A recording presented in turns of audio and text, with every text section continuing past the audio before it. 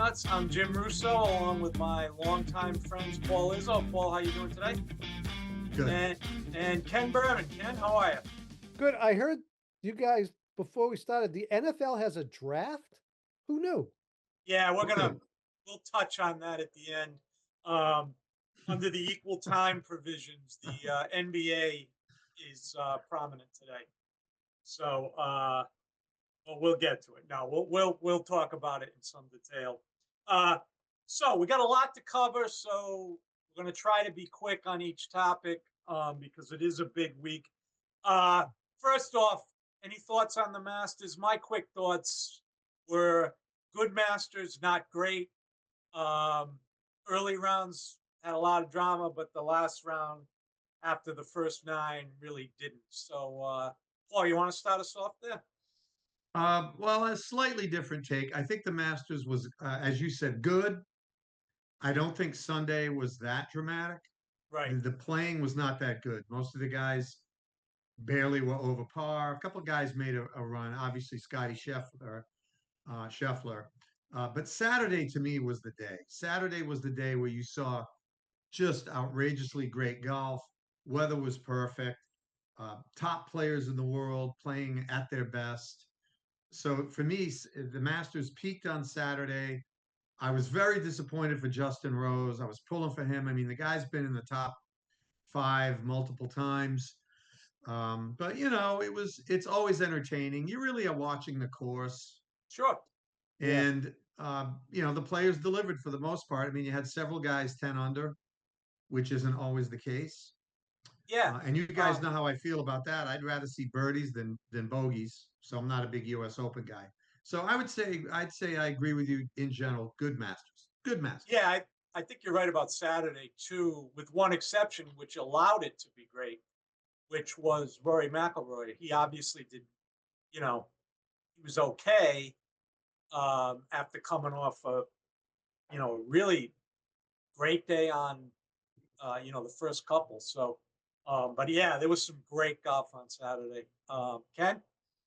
Yeah. Well, first of all, congrats to Rory for going back to back. First time since what, 2001 and two or something like that, since Tiger.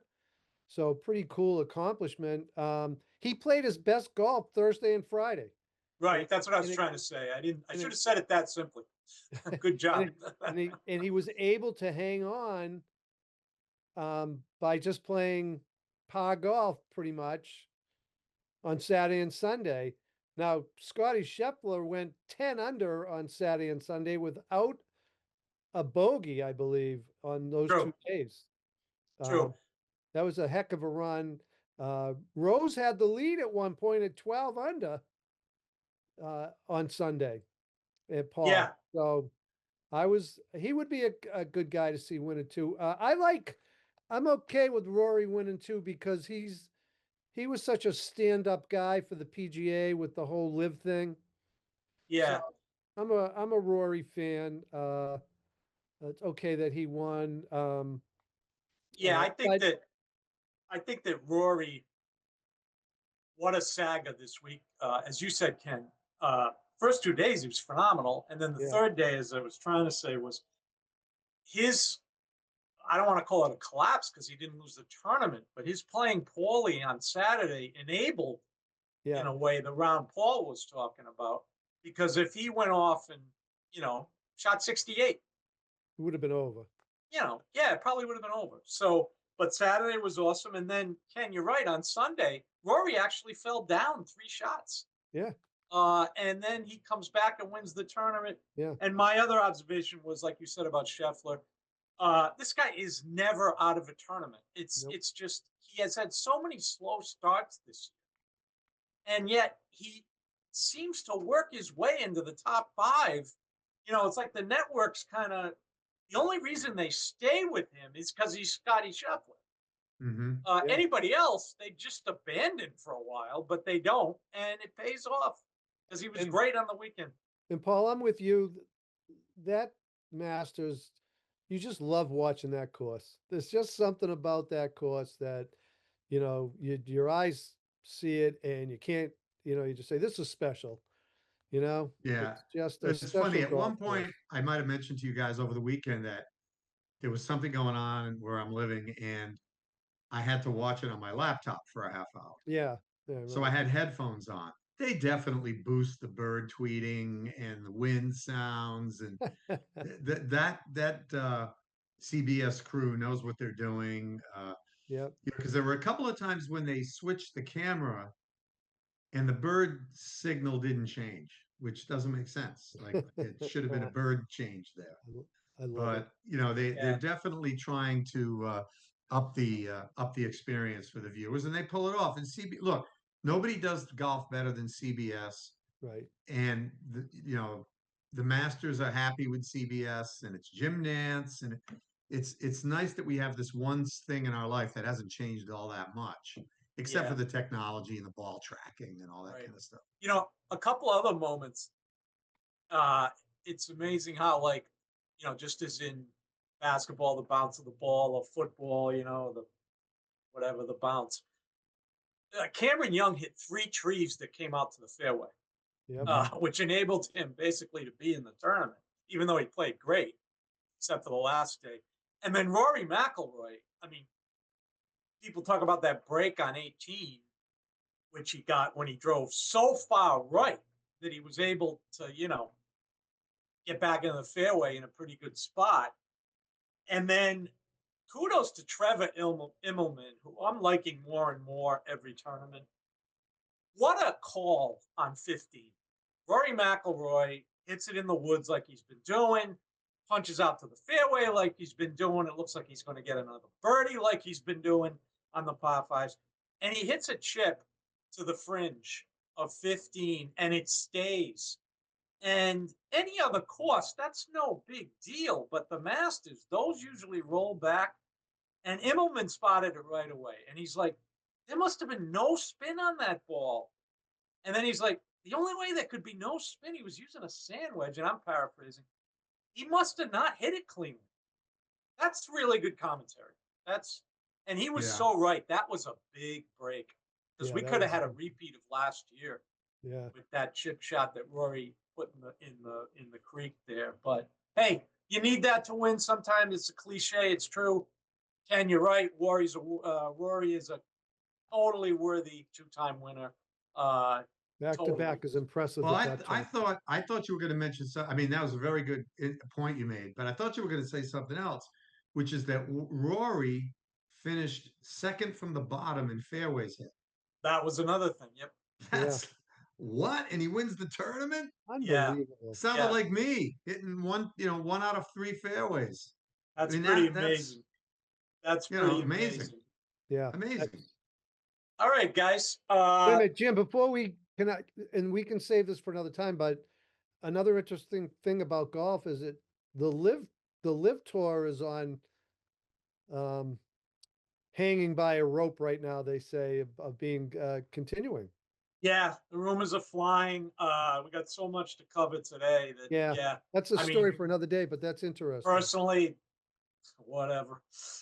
Yeah, personally, Paul and I are on the same page. I'm not letting any of them back in. I PGA wouldn't let Tour him is back. doing- What? Well, I hope you're ready to do the lawsuit that you get hit with. I'd be happy to do. And you can be his paralegal. Mhm. No, I looked at their roster this week, and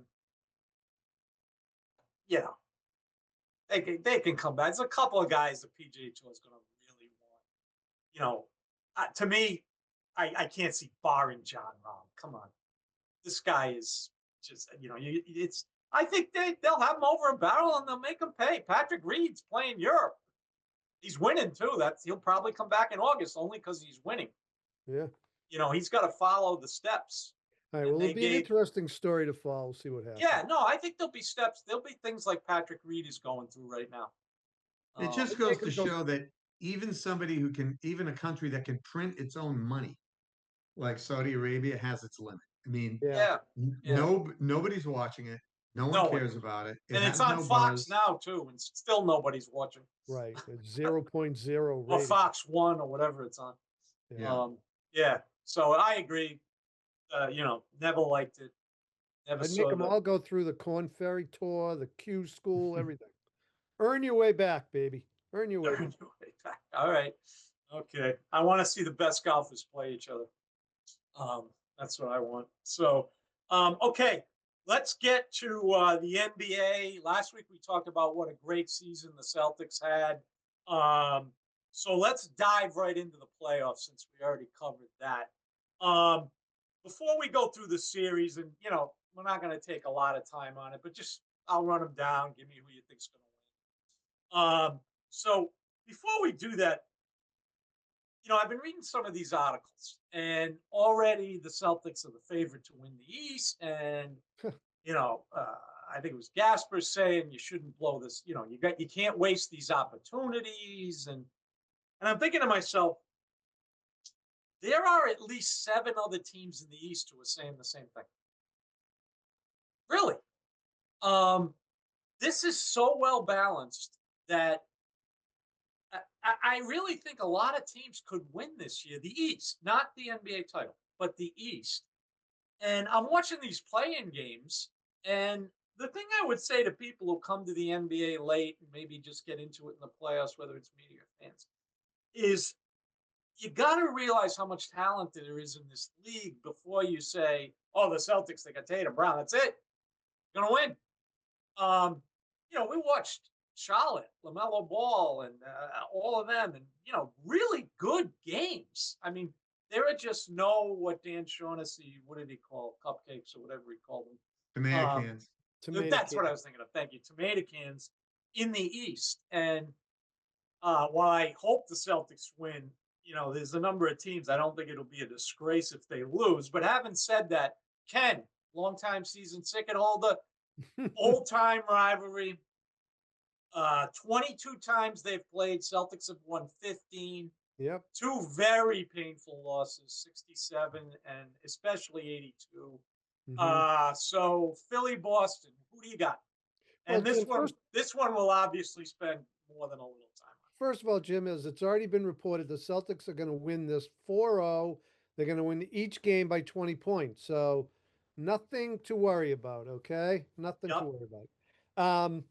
Now, actually, Philly has some danger. Maxey is extremely difficult to deal with. What's their rookie there? Edgecombe. Great young player, great shooter. And Paul George is back, and you don't know what level he's at, but he's obviously dangerous. They have some other good athletic talent. No, it's Boston, Philly, and they're going to come to play. So I think it's going to be a hard fought series, but I'm picking the Celtics. That's what I'm doing. Paul? I'm picking the Celtics. Well, I think the Celtics have, a very good chance to win the series. I think the only reason I wouldn't guarantee anything with the Celtics is Tatum still working his way back into it. I mean, look, they've done amazing things, but they were playing teams for some portion of that. Agree to disagree with you guys at the 80% regular season pace. I mean, if you don't believe that most games are at 80%, then I don't think you watched the play-in games. I mean, the play-in games have been on fire. Yeah. The effort. Okay. So, and I know I'm not seeing that every night during the regular season. So can the Celtics get to that level of intensity in the postseason against a team that has Tyrese Maxey and Edgecombe and Joel Embiid apparently is going to play. Paul George, we'll see about him, but those are good players. This is not a team that has a bunch of young guys. You could say like a Charlotte, which is on its way up, or even Detroit, which sort of got to the top quickly. I think the 76ers have talent that matches the Celtics, just not quite. So if I had to bet, I would bet on Boston, but I don't think it's going to be easy. I don't either. I think our producer, Evan Codamino, is telling us Embiid's been ruled out for game 1. Watching the Sixers the other night, that's as good as I've seen Paul George in years. Yeah, that's Uh, the scary thing, man. the 25 game suspension he got, that might have helped him because he wasn't hurt when he got suspended. So it's Right. not like he had to rehab and was coming back from an injury or anything. He got rest. He looked great. And Maxie's a tremendous player. Yeah. Edgecombe, they really, the alleged tanking they did last year to get that pick really paid off in Edgecombe. Yep. They got a coach that's won a championship, Nick Nurse. And here's a scary stat. The 76ers are first in clutch defense in the NBA. The Celtics are about 15 and 16 in clutch games. Now, as with the Boston Philly series, a lot of those games were without Tatum. So take that with a grain of salt. And, and the other thing, to back up Paul's point about the 80%, I mean, in a regular season game, somebody might be coming off a back-to-back. Somebody might have just come in from Toronto. Somebody's plane might have been delayed. Right. These guys are human. That affects things. This game, except for this first game Sunday, everybody's on the same travel schedule. Philly's got to come here for game one. So I like the Celtics too, but this idea of sweep or a gentleman's sweep, I think it's at least 6. Celtics. They're playing well, and I think Tatum is playing well enough that they can win this series. So I'm going to take them. All right, so let's run down the others. Well, hold on, Jim. Jim, I wasn't done there. So I would say that, because I had read that Embiid has shown up and is around and might play. So I'll defer to our producer on that. If he's officially been ruled out, then he's out. But he said just for game one. Okay, assuming that he does not play, I don't think that's a really huge deal. They've played well think without him. I think they can play well without him. Yeah, they have. Especially because Tyrese Maxey will be the best player on the court in at least one, if not 2 of those games. He will. I agree with that. They also play faster without him. So they have been able to play with him. And, Scals made the point on his radio show where the thing with that team, they need to realize he's number one, not Embiid or George.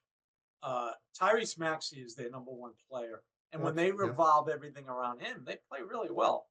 So, I agree with that. They're still going to be tough.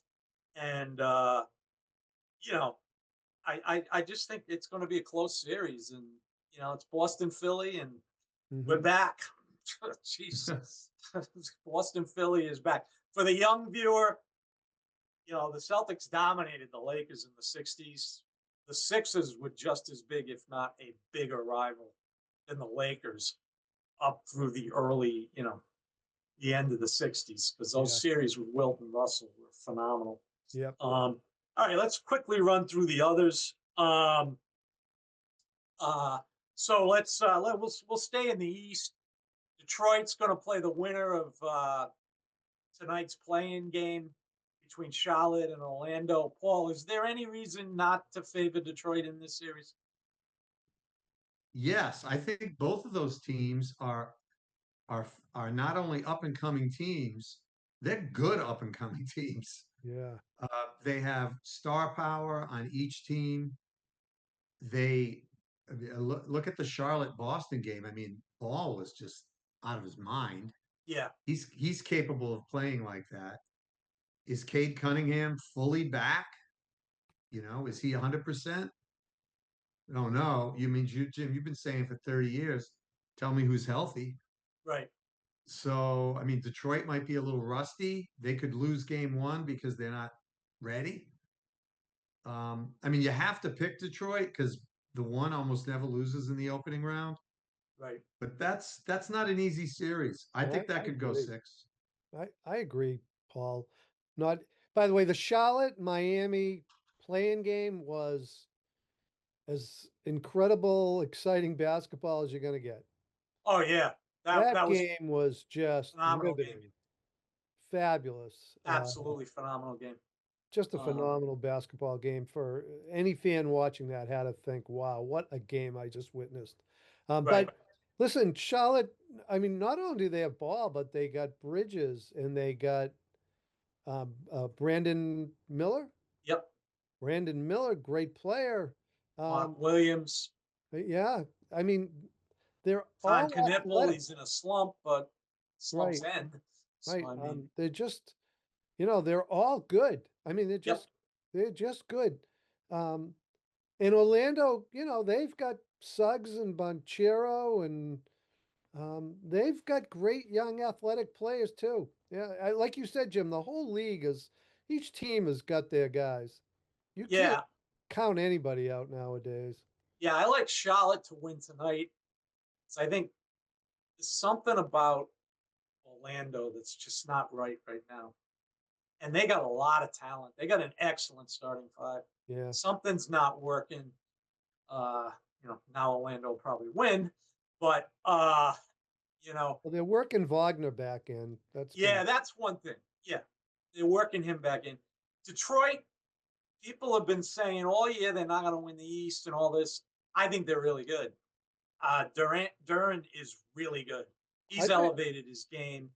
There's good players. Cunningham came back, looks okay. They won without Cunningham, which I don't think a lot of people thought they were going to do. Some people were like, "Oh, the Celtics." You know, I think one writer was like, "The Celtics should go for first now," and I'm like, "What?" It's not that. But anyway, I like Detroit too, but I agree with both of you. I think it could easily go 6, and I'm going to say 6 with Detroit. And so I just another good series, It's interesting that the NBA just fined LaMelo Ball and did not suspend him yeah. for that play. I Although saw Solar and Scal thought they should have suspended him. Cedric But Maxwell did not think he should be suspended. okay, well, to watch the game, it's going to be a better game. So, Yeah, I he mean, just said that, and I'm not sure I agree with him. I just heard him on the radio this morning saying, I agree with him being fined. I don't think he should have been suspended. He goes, if that happened in the 80s, no one would even look twice. does he think he should have been thrown out of that game? No. See, I do, but Yep. if he, and he didn't play well in that game, but I just anyway, and I'm not sure he should. The NBA, Robert Parrish. Now that was a far more serious thing when he just decked Lambeer in Maxwell's era, where he did not get suspended in that game, and Right. they suspended him in the next game. Uh, I'd probably come down on it. He should have been suspended, but anyway. All right, so then we go to the 3 seed. We got the Knicks playing the Hawks. Felix Ungapol, Knicks and the Bucks and the Hawks, way back in the Odd Couple. Ken, why don't you start this one off? Knicks, Hawks have been hot, really hot since they traded Porzingis and traded Trae Young. The Knicks, I think they're a contender to win the East easily. Who do you like in that series? Who do I like, or was that for Kenny? I was asking Ken. Oh, you were, Oh, I thought you said Paul. No. okay. Sorry. I'm going to pick the Knicks. They have a little more experience. They've maybe got a little better starting five, but the Atlanta Hawks are dangerous and have been playing great basketball since that trade. Um, I think they're going to give the Knicks all they want and then some. So, but if I had, I'll give the lean towards the Knicks in 7 or something like. It's going to be a long, really good series. Yeah. I I like the Knicks a little better than the Hawks. Well, I think this is the series that ends quickly. I think the Knicks are primed. They're ready. It's their year. The media is on fire. I have a neighbor that gets the New York Post, and at 6 o'clock every night, he drops it at my door because I love the sports section. And it is just, I mean, that city's ready to burst into They flames if the Knicks do not advance. So now you might say there's a lot of pressure on New York, but I don't like the Knicks, obviously, but I see a lot of good players on that team. Oh, You know, they're playing well, and they're right in there behind Boston. So I think Atlanta, kudos to them for patching it together, but I don't think they're in the Knicks class. I'm going to agree with Paul. Uh, so I was going to say very similar stuff, so I won't repeat it. I think the Knicks are going to win in like 5. I Yeah. think they're that good. I think the Hawks are very good, but they're not as good as the Knicks. And the Knicks are not. The Knicks have been gearing for this since the day they fired Tom Thibodeau.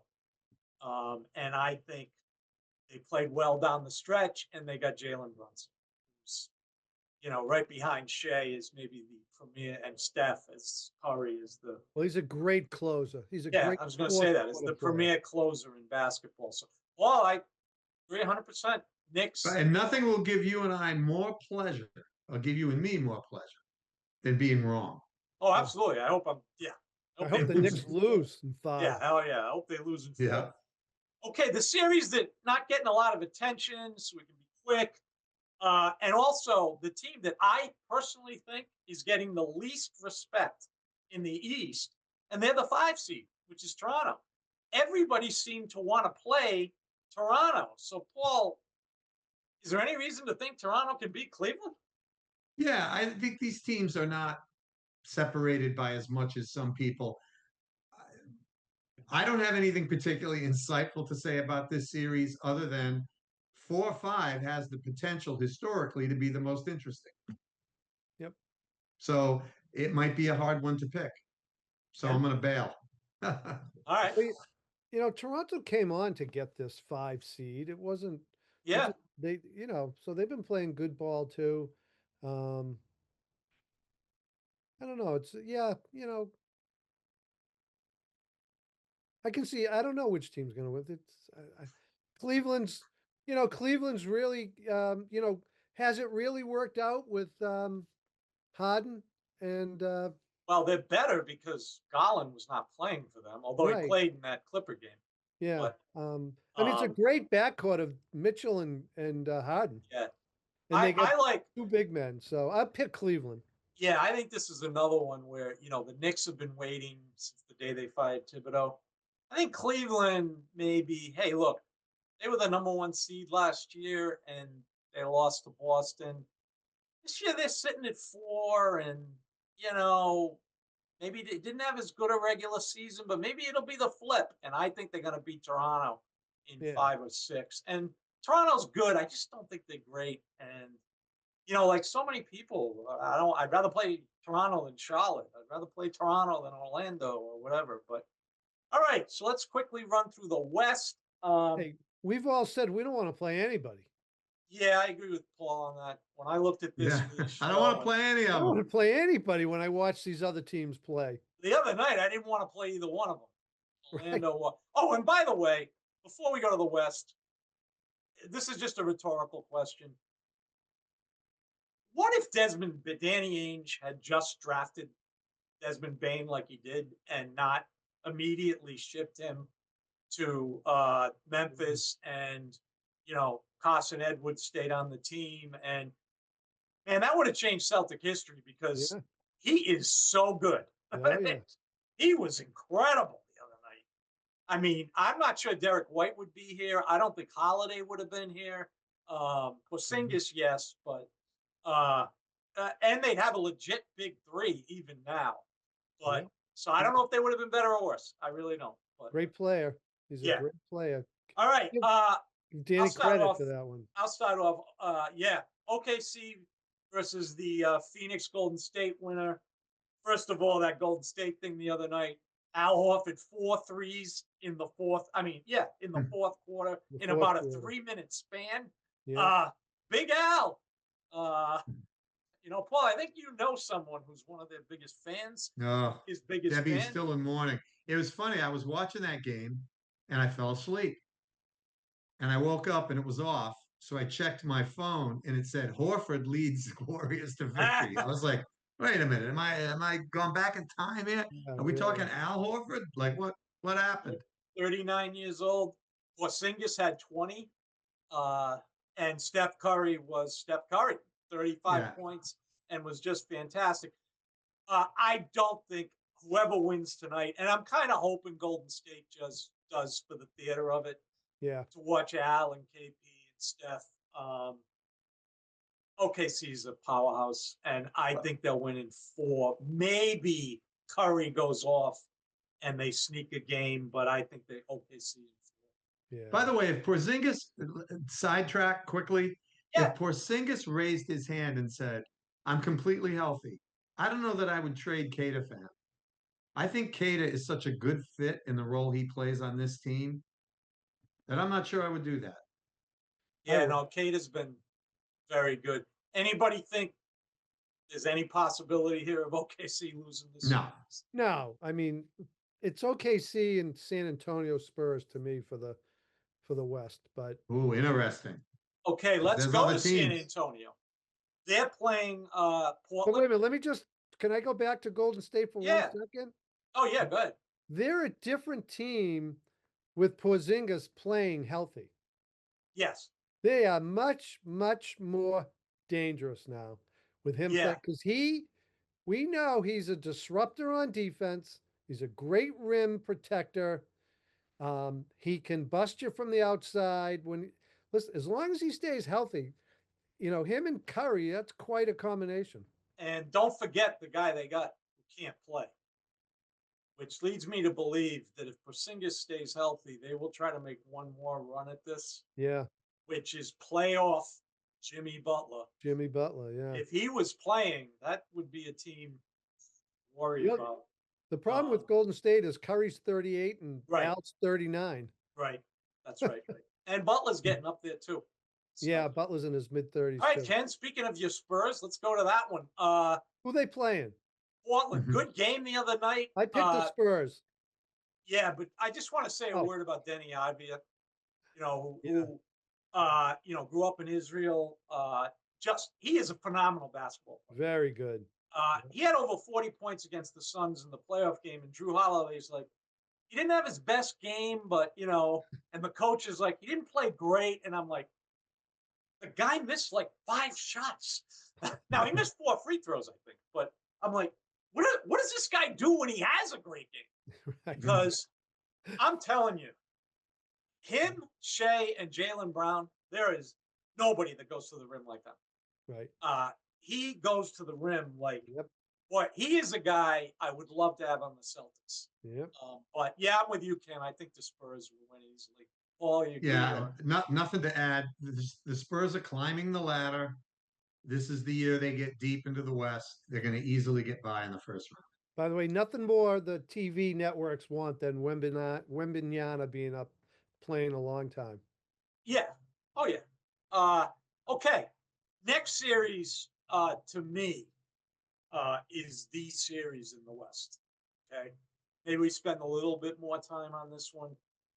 To me, the 3 seed Denver against a very good Minnesota team. Yeah. Now, this team, Edwards is back. And great series. Let's remember what they've done. I think they've got to 2 Western Conference Finals. I think they beat Denver a couple of years ago. And last year, the famous Anthony Edwards quote that went semi-viral, Ant-Man, Batman, Superman, Lakers in 5 after the T-Worlds 1 in 5. I guess he was saying somebody predicted Lakers in 5. I think this is a great series. Paul, what do you like? Nothing to add there. Ant-Man, he's one of the more entertaining players in the NBA. Yeah. Not just on the court, but with his mouth. Oh, absolutely. But it all comes across mostly good humored. Yeah. So I'll be pulling for them, but I don't see it. Jim. Yeah, he always does it with a smile on his face. And that helps. Does. And if any team can sneak in and take a spot away from the Spurs or the Thunder, it's Nikola Jokic and Murray combination of the Denver Nuggets. Add Aaron Gordon to that, and that's a heck of a threesome. So they're the one team, as much as I think it's Spurs and Thunder as the 2 best teams in the West, you can't count out Jokic. He's maybe the best all-around player still on the planet. So, yeah, I like the Nuggets, but I think it's going 6 or 7 easily. The Nuggets won 10 games in a row there down the stretch at one point. They got healthy, and they're really good. I still think Jokic is the best player in the league, taking nothing away from Shea or Wemby. And Minnesota, they're physical. They play tough D. Yeah. They got Gobert in the back. Now, he Yeah. has to come out to guard Jokic. That's a problem. But, Yeah. they are a tough physical team. I think they've made 2 Western Finals. I could be wrong. So, Good series. That's a good series. that to me is the series in the West. Yeah. That really is. Okay, the last one, the Lakers. Boom. We don't, as much as I can't speak for everybody, I guess, but as much as we don't like the Lakers, I really don't like the fact they banged up. I Who don't they want playing, Jim? I didn't hear you. Houston, but if Doncic may not play and Reeves is out, that's going to be tough for them. But I hope that people who cover this series recognize something, that when I went to the Celtics game in Houston, with the Celtics no chance to win, players not playing, and they pulled it off. As a Rocket fan said to me, we're not the same team without Van Fleet. Now, he got hurt, hasn't played a game this year, is not coming back next year. This reminds me of Porzingis last year, where, or 2 years ago, where everybody the Celtics played had injuries. The Celtics had none. Their starting center wasn't playing, but nothing. This is a big factor for Houston. It's been a big factor all year. They don't mention I just think with the injuries, guys, I would have picked the Lakers healthy, even though, I definitely would have. But I can't do it with these injuries. Ken? Yeah, from what I heard, I think this morning, Doncic and Reeves are out. Yep. So Houston will prevail, I believe, in that series. And as much as LeBron James makes me nuts over the years, he is at 40 years old. He's incredible. I think he's 41. 41. I mean, just ridiculous. I think he's in better shape than the 28-year-olds. I mean, just incredible. I agree. Yeah, I don't like LeBron James. I don't like the style of basketball he plays. I don't like the things he says, and I'm rooting hard against his team. Yeah. Yeah, Me pure too. PNE, as we call it. Yeah, me too. No, I mean, Houston. By the way, Houston's 9-1 in the last 10 games in the Yeah, no, regular they're a season. good team. Yeah, no, they're a good team. They got and Durant they're now. playing well lately. Now, maybe the opponents weren't, but they've been playing well, and they got a good coach. Obviously, we know him, and good team. And they got Durant, and they got Sengun, and they got other good players too. So yeah. I like. By the way, the Lakers will get every call, so yeah, they got to get by that. Yeah, I know. We've always differed on LeBron. LeBron is just, I don't root for him, but he's just amazing. He's annoying, but he's a great player. Just amazing. But some of it for me, I want to defend myself. Yeah, I just don't like that style of play. A guy that's just this physical marvel stampeding up and down the court. I know he does a lot of things well, and I marvel at his physical ability. And there's been nobody like him in the history of the NBA. Maybe not in pro sports in America. Brady was a different type of older player. It was a lot of it was up here, but I don't know. I find him very unlikable. Well, that's interesting because he really hasn't played that style in a while. That's one concession he's made to age. And the fact that they got Luka was a godsend for him. Yeah. Because he doesn't have to handle the ball as much. Now, the interesting thing, if you're going to tune into this, is does he go back? The other guy handling the ball was Reeves. So is LeBron going to have to become again, Paul, that player you're talking about? I don't know. Yeah. So, hey, before we leave the NBA and get to football, I want to mention 2 things. One is today the NBA granted a waiver for Cade Cunningham and Luka Doncic to be eligible for awards. Now, we can debate that, but we don't have a lot of time whether the waivers were justified or not. What I'd like to just ask you guys is, in my opinion, this now places 6 guys who are worthy of 5 spots on the All-NBA team. Namely, and remember, they don't pick by position anymore. Wemby, Jokic, Shea, Doncic, Brown, and Cunningham. Any 5 of those are worthy. Shea is a lock. I think Wemby's a lock, and I think Jokic is a lock. I just wonder if you have any thoughts on that. My thought is Cunningham should be left off. I know I'm biased. I know I'm a Celtic fan. I just think Brown had a far less capable roster for most of the year than Cunningham did. And any other year, he'd be deserving. It's just a tough year. I'd leave him off. Do you guys have any thoughts on that? Yes, and I am going to violate your rule and talk about the exceptions a little bit. Oh, you can. If you want. I think they I'm were just trying to outrageous. save some time. That rule should be sacrosanct. Whether you leave for a legit reason, your wife had a baby, your wife had twins, you got hurt, you were diving for a loose ball, some fan dumped, hot coffee on you. That 60, when you start making exceptions to that 65 game rule, you don't have a rule.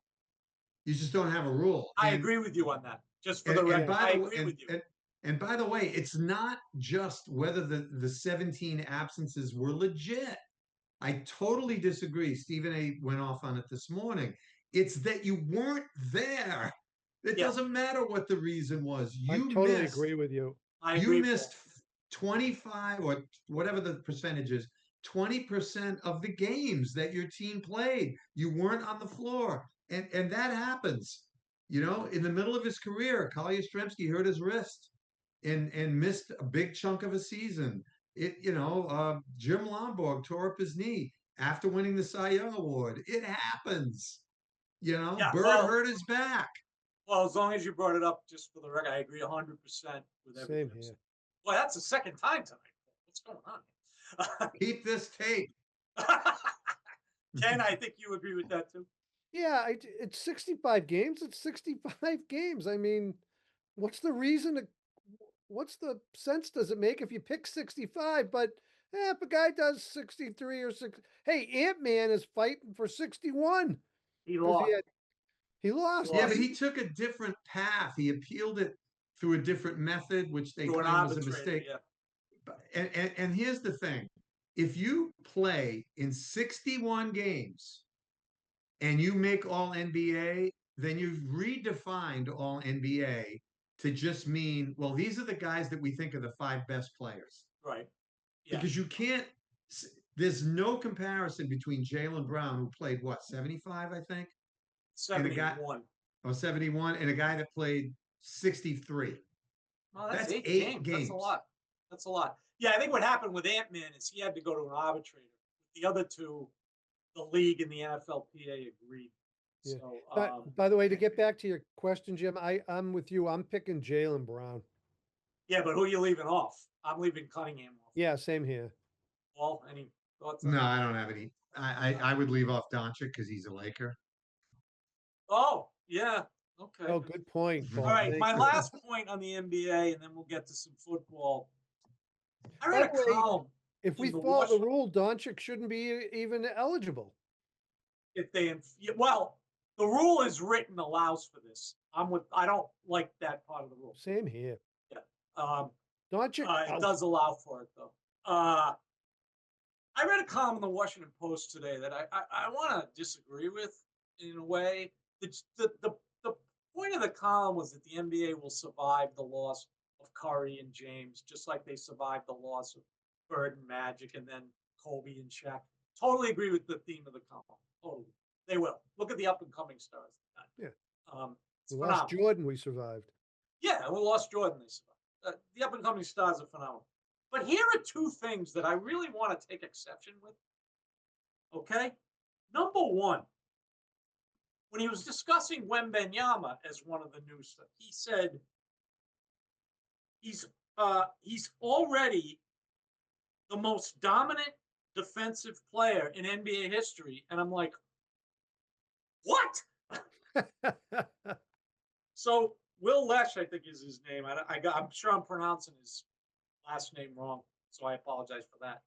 But Will, I would like you to introduce Mr. William Felton Russell, a man that Dr. Jack Ramsey, if you don't know who that is, look it up, once said they didn't keep this stat in those days, but I think there was a season that Russell averaged 10 blocks a game. Now, I have no idea.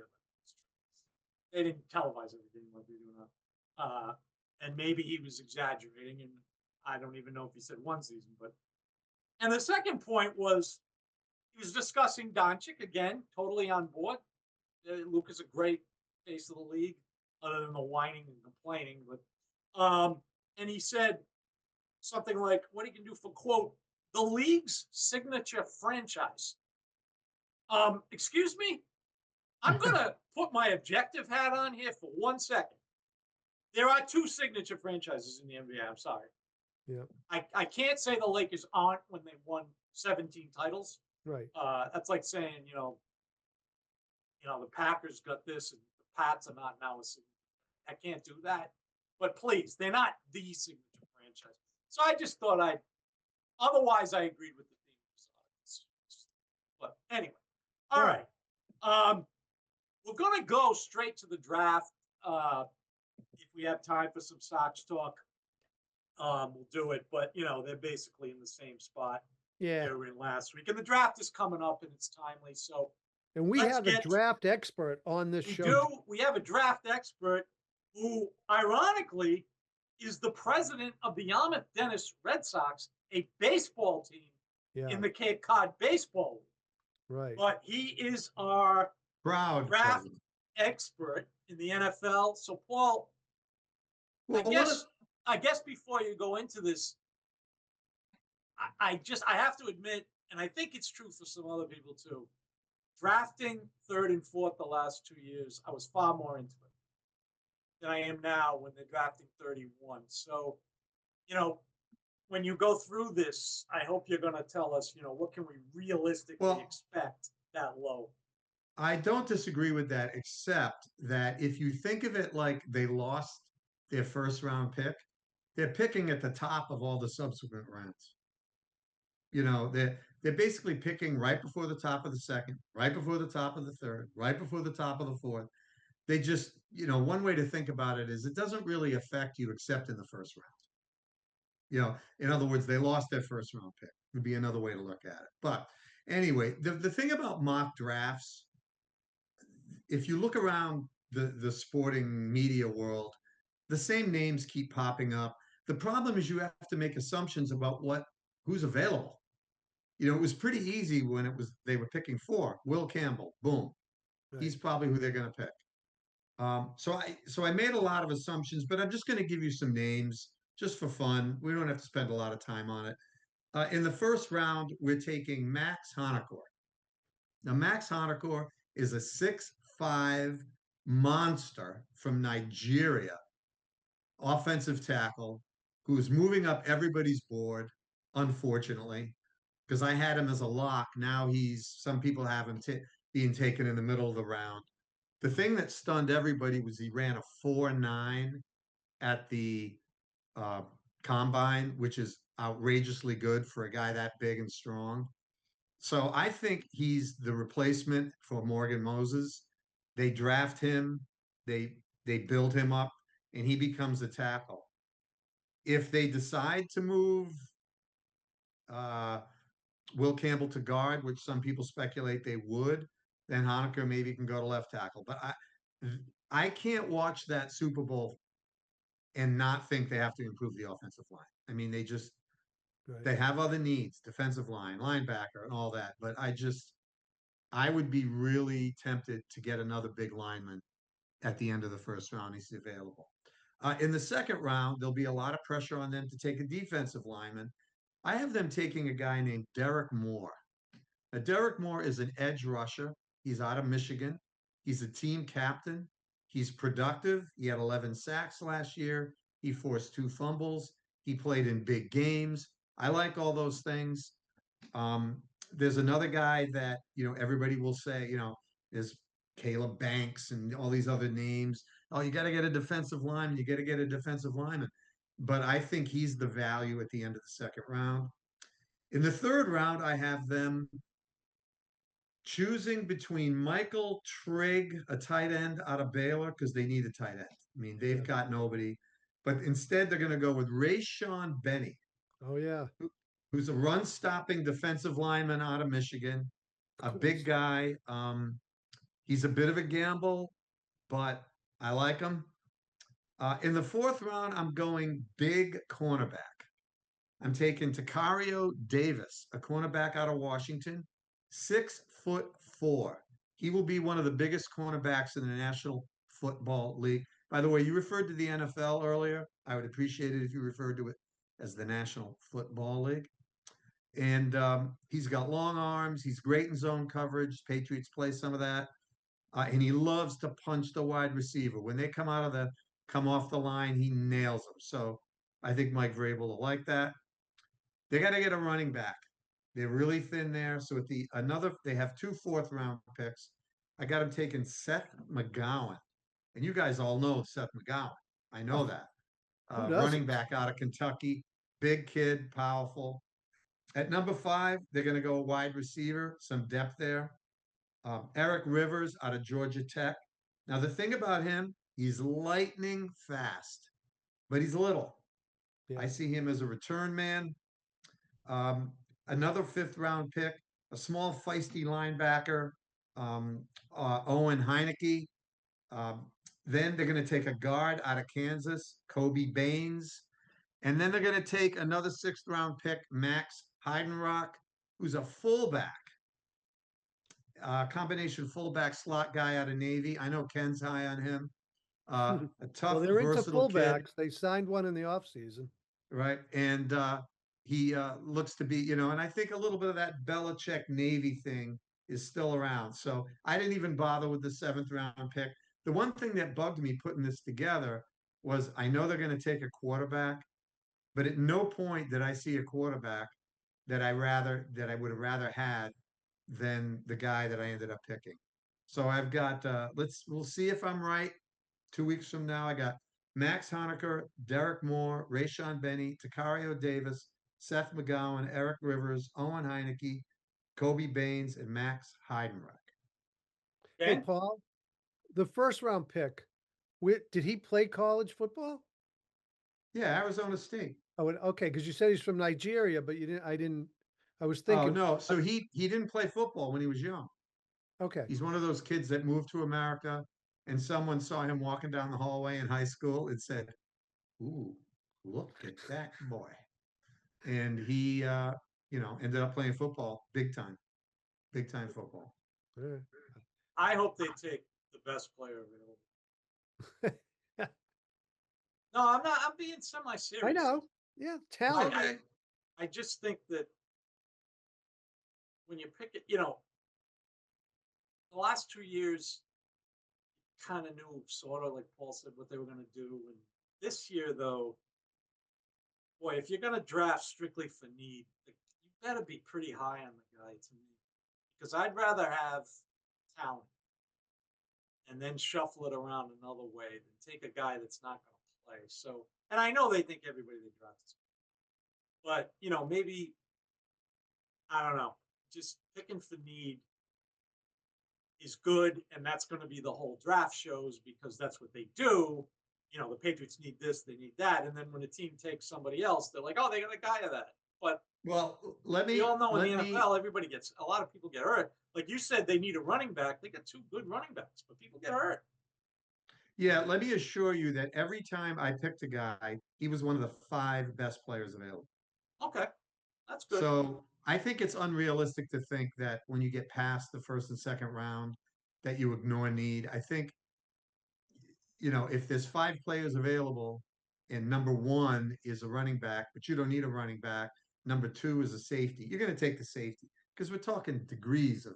Oh yeah, no, I'm not talking about strict rankings. I'm talking about you got a guy, you really want that offensive lineman, but the 10th best is the one that's atop your board now because everybody else wanted that kind of thing. Yeah, no.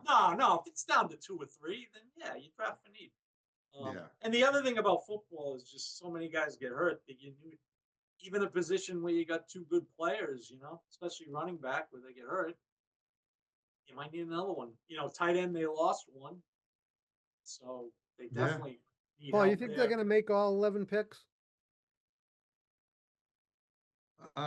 It's not likely. They have so many picks and they Yeah. can't keep all those guys. Yeah. Um, they do draft for special teams that, they're looking Yep. for certain types of players. They might want to create competition at one of the kicking positions. Punter was not that great last year. They might do something there, but we don't have to belabor it. It's funny that this year's draft, everybody is saying the same thing. It's Mendoza, and then who knows? Yep. The only thing that everybody is certain is that he's going to be the first pick in the draft, and then it's kind of a crapshoot after Well, I mean, after him, they're all below the Mendoza line. Oh, Jim, Jim, very good. if you didn't Very steal good. that, that is very good. I didn't steal it. I just thought of it. All right, very good, very good.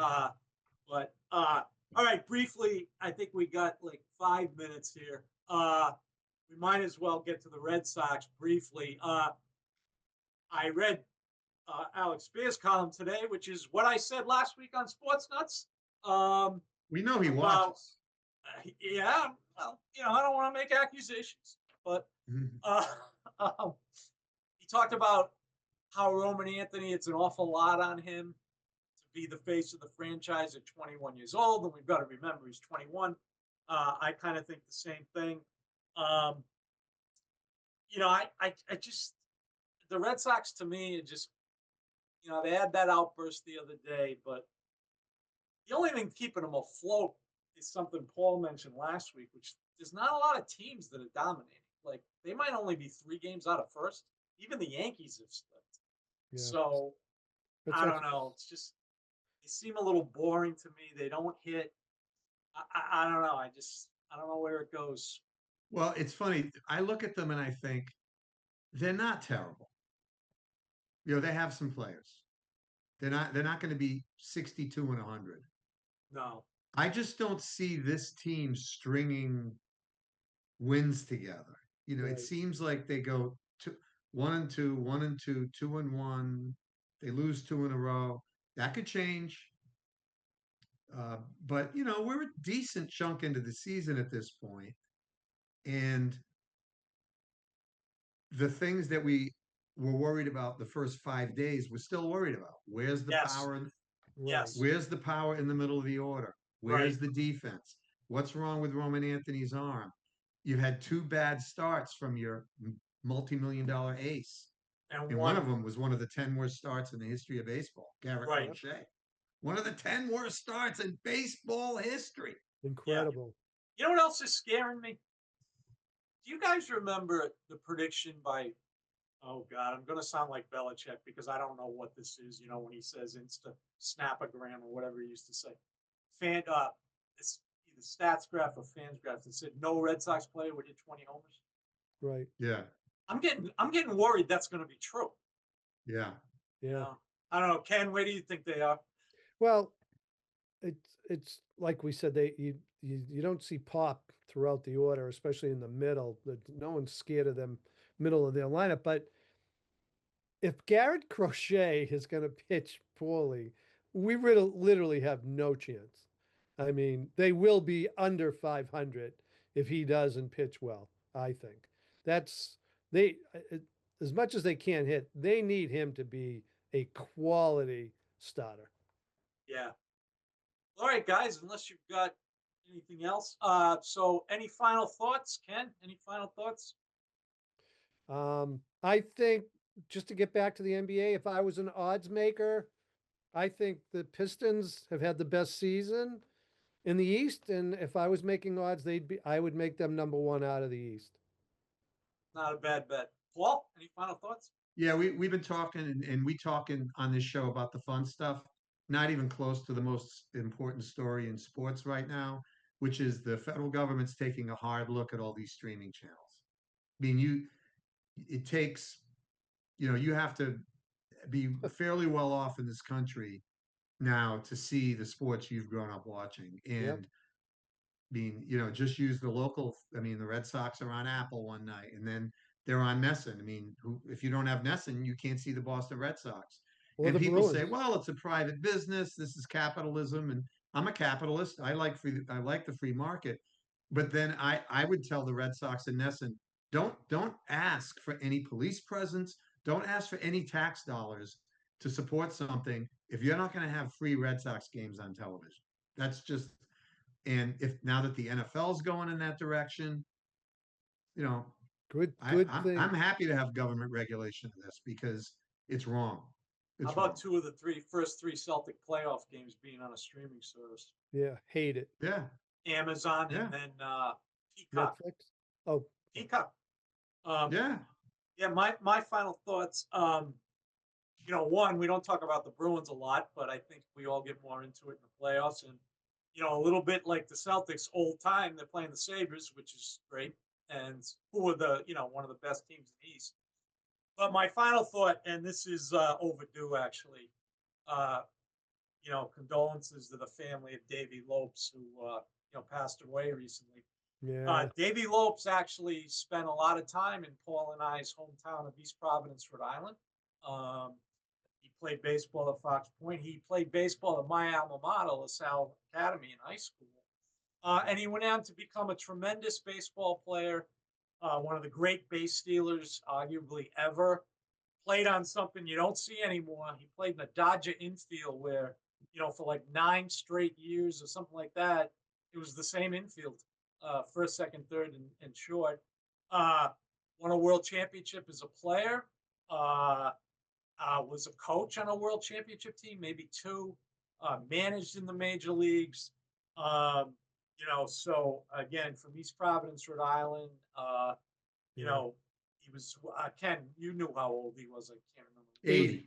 80. Jim, Yeah, you'll so- appreciate this. Ken and I were talking the other day about how we can remember lineups from the past better than we can remember the lineup now from the Agreed. teams. And when they said Davy Lopes died, I said to myself, Ron Say, Bill Russell, Davy Lopes, and Steve Garvey. Yeah, easy, Boom. right? Yeah, I agree. Oh, you named Boom. the Minnesota Twins from 1967. Yeah, I had the whole lineup. Yeah, I couldn't- could do that too. Yeah, Yeah, it's true. that's It's true. funny. Oh, Jim, I didn't Yeah. have the catcher. I'm sorry. I had Killebrew at first, Carew at second, Zoilo Versailles at third, Tony Oliva, Rich Rollins. Did I say him already? Nope. Bob Allison. Yep. Yeah.